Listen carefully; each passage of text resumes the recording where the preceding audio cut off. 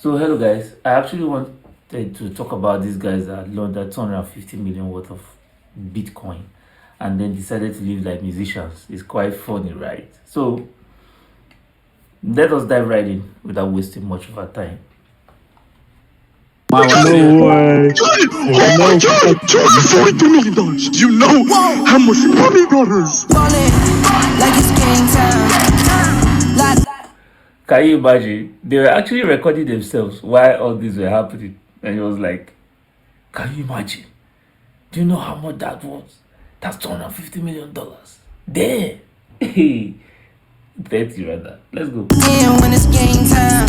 Yeah, I'm ballin' like it's game time. I wake up, flex, I'm down that check. No drip, this time I'm running.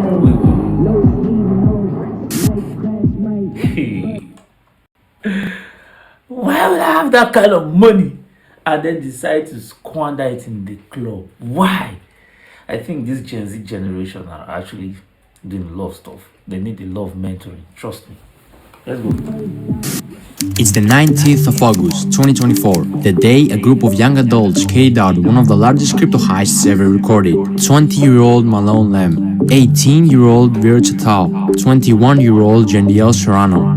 They're actually very young guys, so 18 years, 20 years, and 21 years. Okay, let's go. Danish, Can, and Chen. These kids targeted a single Genesis creditor who had no idea they were about to lose a staggering $230 million worth of Bitcoin. But how did they pull it off? Were they expert hackers with advanced coding skills? Well, it was much simpler than it seems.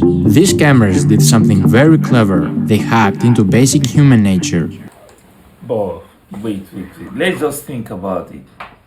Now, who will have that kind of money, like the BTC, for almost 4,000 worth of BTC, and not be smart enough for people to actually be able to defraud them of such amount? Like, I'm still wondering, like, how can I have such amount of money and not be smart?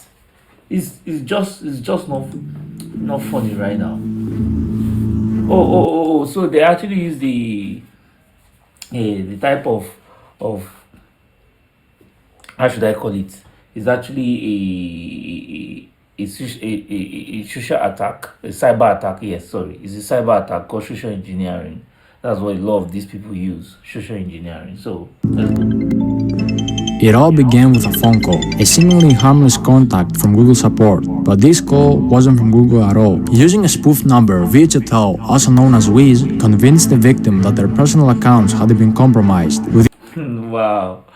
So the first thing they did using the social engineering cyber attack is to actually spoof a number claiming to be Google support. Wow. Okay, let's go. this false sense of urgency, he gained access to the victim's Gmail and iCloud, where he gathered key security information.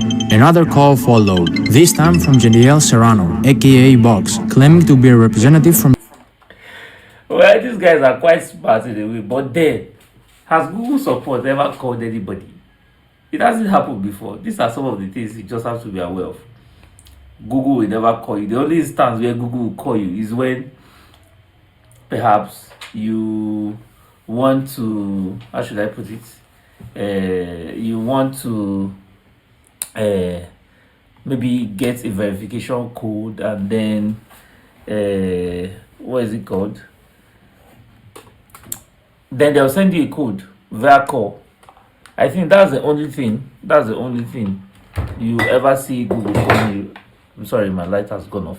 But then that would be the only time you see Google calling you. You understand? If not, Google will never call you.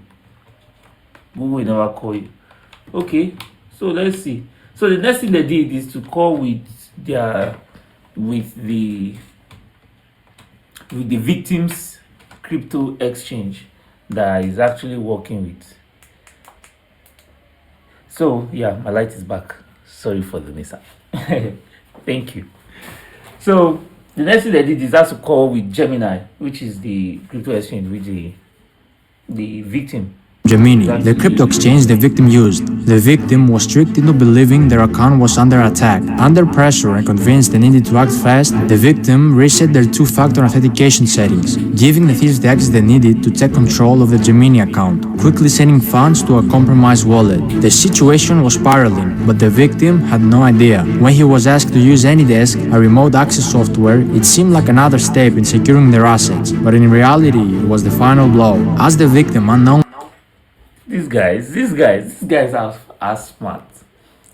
So the first thing they did was to call with Google support. The second thing they did was to call and pretended to be the victim's exchange, their support. And then the last thing they did was to request for AnyDesk. AnyDesk is a software, a remote software that you can use to access people's laptop from anywhere around the world. All you just need to do is for them to just send you a code, and if you accept it, they have access to your laptop and they can operate your laptop from wherever they are. So shared the screen. The private keys to their Bitcoin wallet were exposed, and in just a few clicks, the digital fortune was transferred into the hands of the thieves. Wow.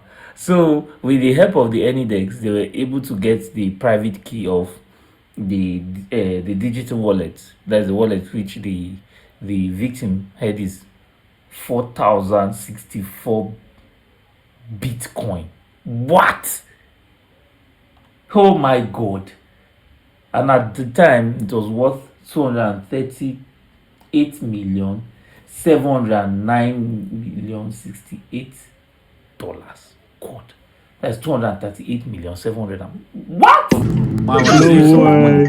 No f***ing way. I see it, bro. But why would they even be recording this? Why not? Way. My God! Oh my God! In a private video, they recorded the live reactions to the successful transfer of 4,064 bitcoins valued at over $230 million at the time, clearly excited as they watched the millions flow into their wallets. How did they manage to pull off such a heist? How could someone with that much wealth be deceived so easily? And why? This is what I was saying. How would someone with so much wealth be deceived so easily? It's just not. I'm just not buying the whole idea of stuff. Anyways, let's go. Why will they record themselves in the act of committing such a massive crime? These are questions that might never be fully answered, but one thing was clear: the money was now in the hands of the criminals, and they knew their work wasn't done yet. Exactly 17 minutes after, they quickly set about laundering the money. To make it harder for authorities to track the stolen crypto, they split the Bitcoin into smaller amounts and transferred it across 15 different exchanges, a common tactic known as pill chains. Oh, so to actually make it untraceable, because we know that they say Bitcoin transfers and all are not traceable. It's a lie. It's very, very traceable. All you just have to do is just get the different wallets or addresses on which all the transaction will happen to. Because definitely if they check, like, okay, let's check for instance now, you have Etherscan. If you have Etherscan and you put a wallet on checklist, or BSC scan, you put a wallet on, an address on checklist, trust me, every transaction that has happened in that address, you will see it, and wherever it's going to, you are going to see. So crypto transactions are traceable. Do not be deceived. Let's go. The idea was to break the large transactions into smaller ones, making them harder to trace. Bitcoin was swapped for Litecoin, Litecoin was swapped for Ethereum, and Ethereum was swapped for Monero. The process took several days, with constant swapping between different currencies and exchanges, further obscuring the trail. Go to the top right, the settings bar. Settings, no, not that. Like the swap settings. Actually, there are discussions. These are discussions. Why they're trying to do swap and everything. Set custom recipient. No, bro, what the hell? Do 998. Alright, bro, you're so horrible. You can't. Bro, I'm clearly f***ing busy, Caleb. Planning a heist. Soon enough, all the stolen money was now clean money, ready to be spent, and the criminals didn't hold back. The day before the heist even took place, they were already planning on how to spend their fortune, sharing links with each other on Telegram. Oh, this was funniest part of it all. Even before pulling the heist off, like before making a successful heist, they were already discussing what to buy. Like I don't even understand. A day before they had the successful heist, they were already discussing what to buy. They were already sharing clothes, clothing brands and stuff that They are going to, now, guy. No. The Gen Z generation is something else. Of expensive luxury clothes they wanted to purchase, from brands like Louis Vuitton, Givenchy, and Philippe Plein. While most of the crew chose to play it safe, keeping a low profile and resisting the temptation to splurge, one man couldn't help but stand out. His name? Malone Lam. So there are actually five in all, like three from the beginning, but it seems two joined in later. But then, and they all decided to stay low key to maintain a low profile, but only one, now there will always be a Judas. So only that one decided to just blow everything up. Ballin', like it's game time. Locked in when it's game time. Yeah, I'm ballin'.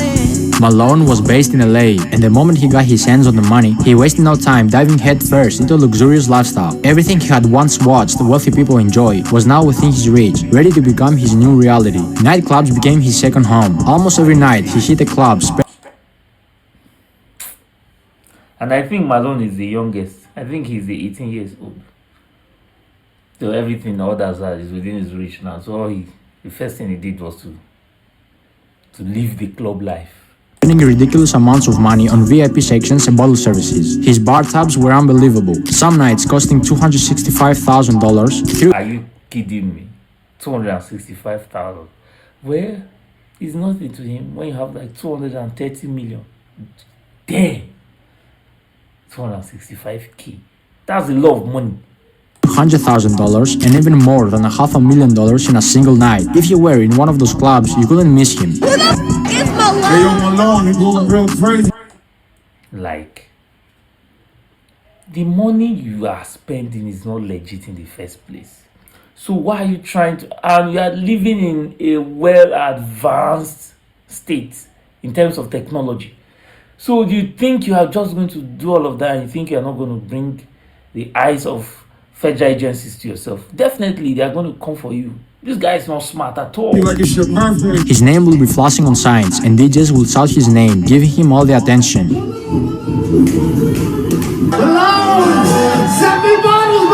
I can't believe this actually happened. No. I can't believe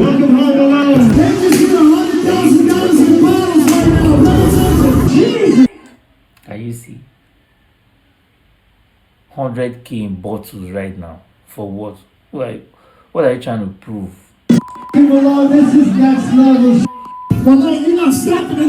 He quickly became everyone's favorite because whenever he was around, everyone got to drink for free. He threw around cash like it was nothing, and one time he even hated a DJ a massive 6-liter bottle of Golden Ace of Spades champagne, which could cost anywhere from $25,000 to $60,000. Another time he tipped a DJ $2,000 and This guy is crazy.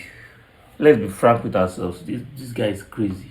had all the unopened bottles in the club sent straight to his house. He even tipped me $2,000. When I tell you the amount of bottles he Tipped the DJ $2,000 and then gave him bottles of champagne worth 25K each.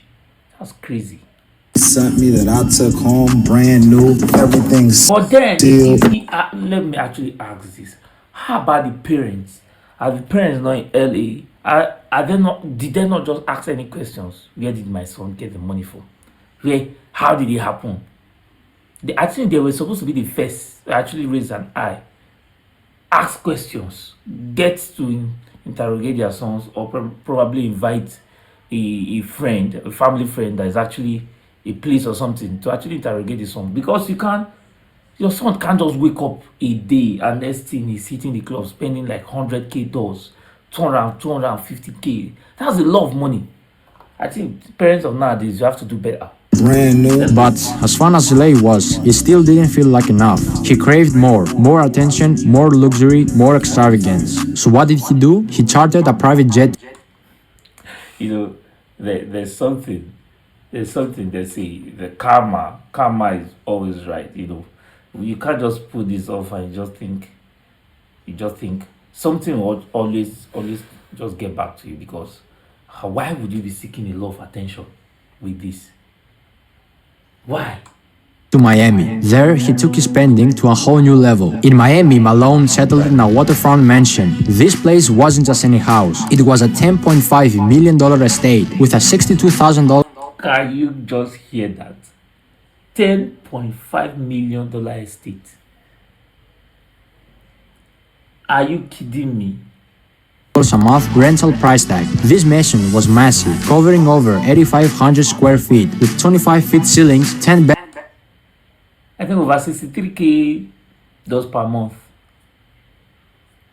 63K, if I'm right. Bedrooms and a huge pool with a jacuzzi. It had 2 big front gates and a garage with a spacious driveway that was later filled with expensive supercars and luxury vehicles. Malone bought a black Mansory SF90, a white Lamborghini Urus, a fully kitted out white Mansory Lamborghini Urus with baby blue interior, a matte black Lamborghini Revuelto, the new Porsche 911 GT3 RS, the new Ferrari SUV in black, 2 Mercedes-Benz G-Class, 1 in grey, 1 wrapped with matte black camo, and convertible matte black and pink Rolls-Royce Dawn, a blue BMW M4, another Lamborghini Revuelto in matte grey, a blue Lamborghini Urus, an all-white wide-body kit Lamborghini.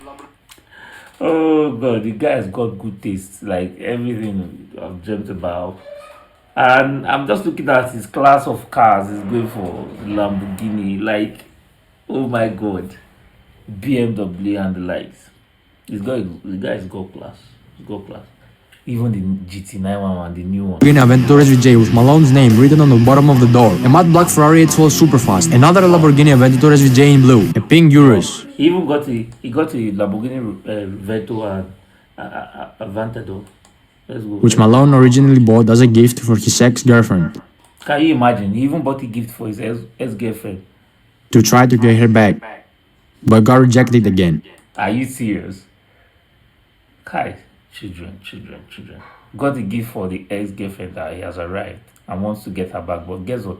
She rejected. Seems the girl actually knew something was amiss. Why girl for being that smart anyways? A fully black carbon fiber McLaren 765 LT, a blue Pagani Huayra, and many more cars. If you didn't realize it by now, Malone was always rolling with fashion. He rocked high-end designer pieces like Louis Vuitton and Givenchy. His style was expensive, with the most expensive piece of clothing being the Moncler Maya 70 by Paul Manges jacket, which alone cost $50,000 or more. But after all this wasted money on clubs and cars, look, it's even smoking. There. Malone finally decided to invest his money in timeless pieces that would hold the value over time, like these Cuban link chain bracelets filled with diamonds. Well, at least he did something. He actually invested in some stuff. A Richard Mille covered in diamonds, and a diamond ring for each one of his fingers. Wow, diamond ring for each one of his fingers. He bought a Richard Mille that is covered in diamonds. Whoa. That's some good investment anyway. One Richard Mille wasn't enough, of course, so he bought multiple. Even his glasses had diamonds. Yo, don't take no video. Malone wasn't just a millionaire obsessed with himself. He had a generous side, often using his wealth to give back to others in need. He bought give back to others in need. Buying 5 Birkin bags, he gave them away to random girls at the club. One of these lucky ladies was a model named Olivia Allen. Guys, I can't even make this up when I say. Can you imagine? Give it back to those in need. He bought bags and went to the clubs and were giving them to ladies. Is that a charitable? Is that charity? It's not charity. That I just woke up to a Birkin in my bedroom because a man gave it to me in the club last night. This is your sign to go clubbing. These are some of the stuff that will actually raise more eyebrows on. Like, who is this boy? Who is this guy? Who is he? Who is his dad? What's he doing? Another lucky lady who got a Birkin bag was famous TikTok star Sky Bree. Me and my 2 girlfriends walk over to the section. Even people with millions of BTC haven't even done this. And this kid, I'm going to refer to him as like a kid. I mean, he was definitely over the age of 18. He looked pretty young. He comes towards me and he's like, I got this for you. She ended up saying she didn't like it. It's beautiful, but to be honest, it's not really my style. While Malone was busy making his name known, flaunting his wealth at every turn, he was also drawing the wrong kind of attention. Definitely. He's drawing the wrong kind of attention. People be like, who is this 18? Like, if they'll search you up on the internet, you have like, Forbes is not rating you, nobody's rating you, then where are you getting this money from? So definitely you are going to draw the wrong kind of attention and people are going to start asking questions. His outrageous spending, paired with his desire to be noticed, made it easier for authorities and blockchain experts to track him down. Very, very possible. And Zach XBT actually did a lot of work. Kudos to him. He was the person that was able to expose this heist. Investigators, including prominent figures like Zach XPT, were closely watching the flow of the stolen funds, tracing each move as he splurged on cars, clubs, and luxury items. The more he spent, the more obvious it became that his newfound fortune was linked to the heist, and soon enough, the walls started closing in. Oh, I like that. The investigation. So the investigation. Okay, let's go. Malone thought he was untouchable, but behind the scenes, law enforcement and experts like Zach XPT were already connecting the dots. Through his flashy spending, investigators tracked large transactions linked to the stolen Bitcoin using blockchain analysis. I'm pretty even sure some of the clubhouse and the brands he has actually spending all of this money would have actually reported so as to vindicate themselves. Yes, some people do that. Because when you see somebody at that age, and then you try to just ask for some information and you are seeing nothing, definitely you have to report to put yourself in the safe side.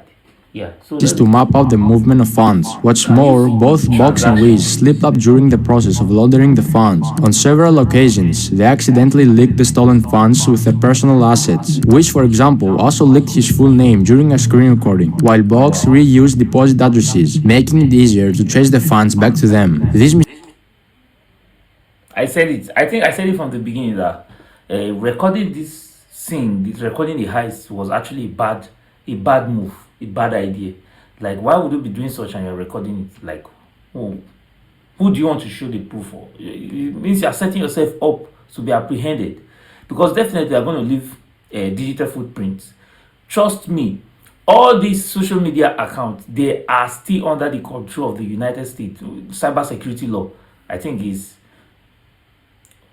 I've forgotten the name. But then there's an extent they will need an investigation and they'll give out your data. Trust me. Forget all these things they are saying encrypted and stuff.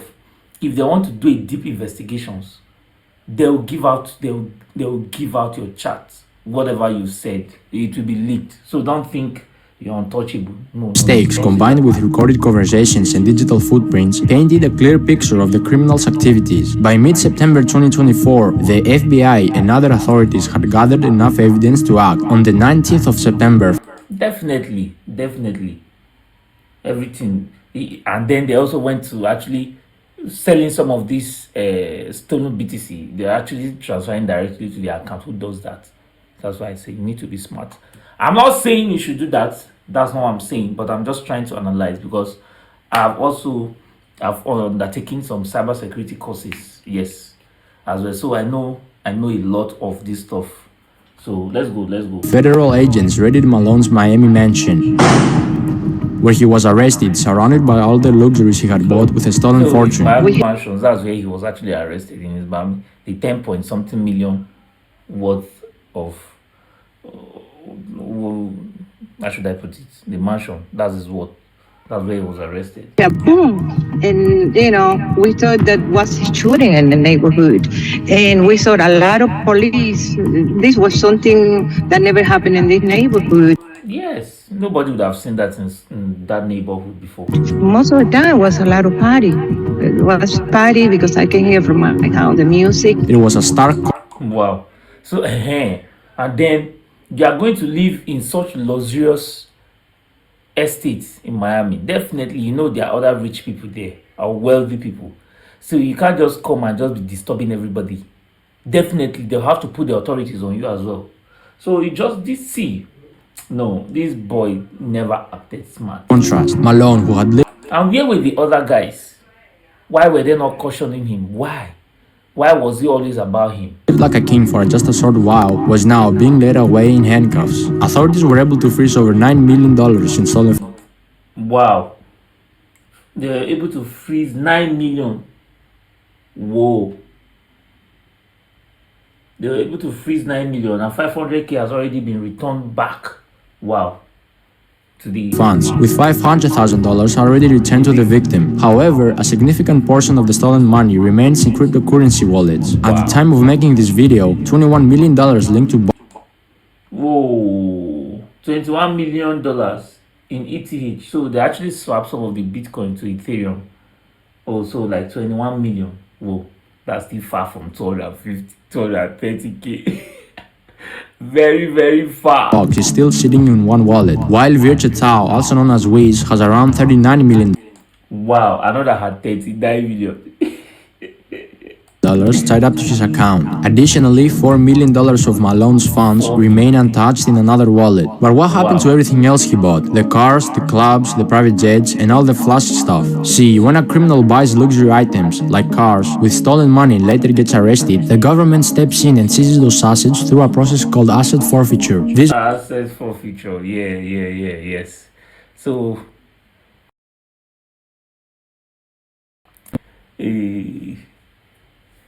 when somebody that is into theft is arrested by the government, this is what they do: asset forfeiture.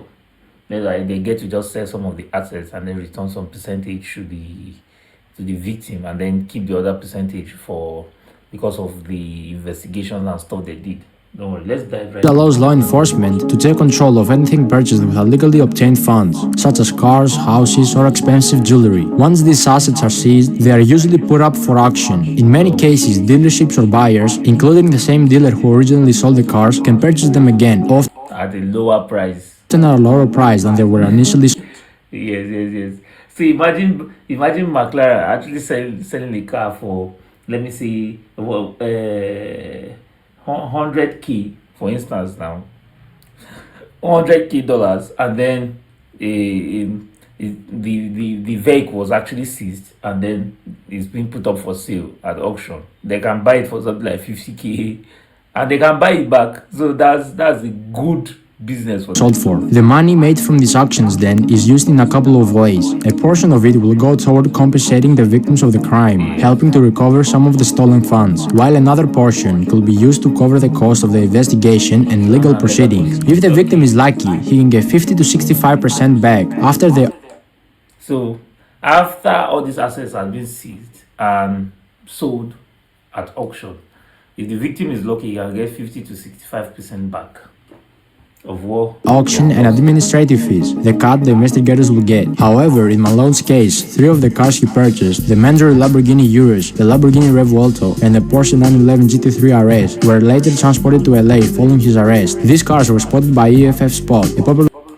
So EFS was actually bought some of the cars. A YouTuber who is known for his rare and expensive car spotting videos. In this particular video, both the Revuelto and the Porsche appeared with noticeable damage. The Revuelto had significant front-end damage, while the So the guy has actually damaged some of the cars, which are actually going to reduce the value and the worth. Porsche was dented in the rear, suggesting that the Revuelto had likely rear-ended the Porsche. This kind of damage will undoubtedly decrease the value of these cars when they go to auction, significantly reducing the amount the victim could recover. The same process will apply to the clothes, jewelry, watches, and designer glasses that Malone purchased. These luxury items are likely to be seized by authorities and Well, even his watches and stuff are likely to be seized and sold at auction. auctioned off. As part of the asset recovery process, high-end watches such as his Richard Mille pieces are particularly valuable and could bring in significant amounts at auction. While designer clothes typically depreciate in value, Malone's expensive pieces For the luxurious watches, I'm not even sure those are actually going to reduce price at auction. They're actually going to, because those ones hold a lot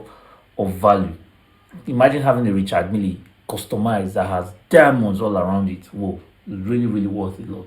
will still hold enough worth to help The luxurious clothes he bought are actually worth nothing. So recover the funds for the victim. As for the wallet spending in clubs, that money is pretty much gone. When you blow $500,000 in a single night on bottle services and VIP sections, the clubs aren't held responsible for giving it back. yes.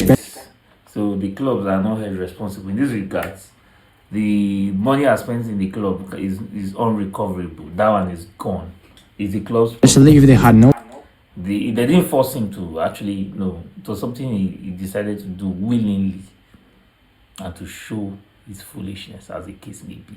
Sorry to say that. clue the money was stolen. Same goes for the private jets. Those jet companies provided a legitimate service, so the money Malone spent on his flights is long gone. In conclusion, while most of the big ticket items can be seized and auctioned, much of what Malone spent on services, like clubs and private jets, is lost for good. This story isn't just about a major heist or the luxurious lifestyle Malone enjoyed for a brief moment. It's a lesson in greed, the dangers of showing off wealth that wasn't earned, and how quickly That's it.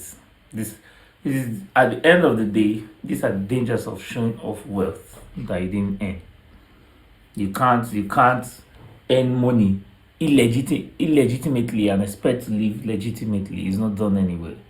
Everything had come crashing down. Despite all the money spent, the nights out and the flashy purchases, Malone's dream life was built on stolen funds, and so at the end of the day, past glory. This is past glory. it was only a matter of time before it fell apart. Authorities might recover some of the stolen money, but the damage done to the victim and the recklessness of Malone's spending spree are a reminder of how easily things can slip away. For Malone and his friends, what started as a wild ride of lavishness ended in a Can you imagine? So at the end of the day, so Malone was actually the problem. He was the person that actually blew the whistle. If not, they would have lived a low-key life. But then, like I said, from the onset, karma is real. Karma is real. and their names tied to one of the biggest crypto crimes in history. In the end, this heist was as So their names have been tied to one of the biggest crypto scam in history. This one wasn't even a pump and dump coin that they actually launched on a blockchain or anything. It's not a meme token. This one is actually a heist. Like if it's a pump and dump coin or rug pulling and stuff, it will have been a whole different game. no matter how clever the crime or how big the payout, the law always catches up, and the price they paid was far greater than the short-lived luxury they enjoyed. Malone, you did your friend, I'm just joking anyway. But Oh, by the way, remember Olivia, the model who got a Birkin bag? Yeah, she made a TikTok after Malone's arrest styling the Birkin with a police uniform. And also another TikTok in the same club saying, no free bags tonight, just free drinks. Can you imagine? Can you imagine? At the end, nobody gives a damn about you. That's why you have to settle for all this. Nobody cares. Like, nobody. So at the end of the day, it's just you and yourself. So whatever you're doing, you just have to have it at the back of your mind that it's just you and yourself. And at the end of the day, if everything goes south, just know you are for yourself. And nobody is coming to save you. As for Malone's case, he blew it up.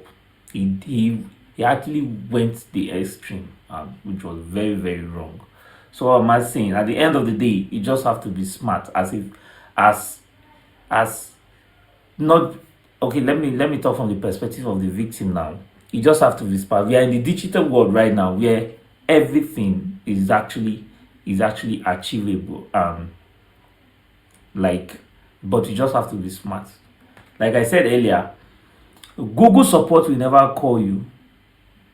They will never call you. And then it's even hard to even get to Google support. Whatever, if you're needing any help from Google, definitely they'll have to go to the community. Google community, that's where you get a response from. You understand? So Google support will never call you. The only instance you get a call from them is when you request for a verification code to be sent to you via call. You understand? And your crypto exchange will never call you as well. Note that. And then do not give anybody access to your laptop on the name of using AnyDex or Ultra Viewer. There are so many softwares like that, AnyDex, Ultra Viewer. So I hope you enjoyed the video. If you do, subscribe to the channel, turn on notification, and wait as we come up with another review. Peace out.